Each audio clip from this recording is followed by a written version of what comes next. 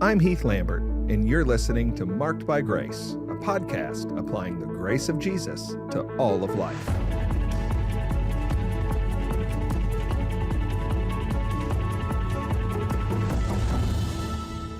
Is it okay if a Christian doesn't want to vote? That's your question this week. I'm going to try to answer it this week. If you've got a question you'd like me to answer next week, you can send it in to markedbygrace@fbcjax.com. That's markedbygrace@fbcjax.com. But this week, the question is, what if Christians don't want to vote? Is that okay? And the question comes from somebody who is talking to Christians who say, I'm not going to vote. And the Christian who's talking to those other Christians are really frustrated by that. This Christian is feeling frustrated by the way things are going out there in the world. They want Christians to stand up and act, and they're afraid that these people that they're talking to aren't. And you're asking, is that okay? Like, do Christians have the option not to vote? Well, let me answer that by looking for just a moment, this election week. Election day is tomorrow in the United States of America. And in Matthew chapter 22, verse 21, we get Jesus' famous statement about Caesar and God. And there's all sorts of things in the context, but to cut straight to the chase, the people who are opposing Jesus say that they see Caesar's image on the coin.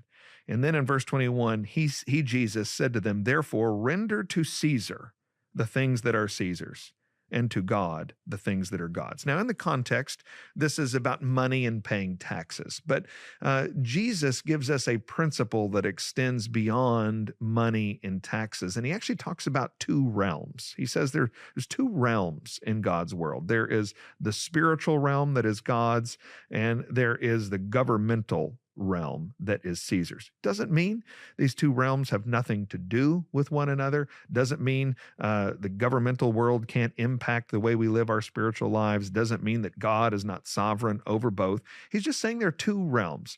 And he's saying that Christians have a responsibility to each realm. Christians have a responsibility to give to Caesar in his realm what is his due, and Christians have a responsibility to give to God in his spiritual realm what he is due. The point is simply to say that as Christians, we don't have the freedom, we don't have the right to just go over here and live our spiritual lives and not be invested in the world that is around us. And so Christians do have a command to render to Caesar, to the government, what is his due. And Americans in the 21st century live under a government that is actually very different than the kind of government that the Christians were living under that we read about in the Old and the New Testament. It's a constitutional republic. We live in a country that has as a government fundamentally we the people. We, the people, in order to create a more perfect union, have created a country that is described and enshrined in the Constitution of the United States. The ultimate authority in American government is the American people, and that authority is mediated through our elected officials, through representatives, through judges, through presidents. But the ultimate authority is with the people in American government. And what that means is rendering to Caesar the things that are Caesar's in this context means all sorts of things. It means we pay the taxes that Jesus encourages here in Matthew chapter 22. It means we pray, as the Bible will make clear in other areas. But it also means that we vote.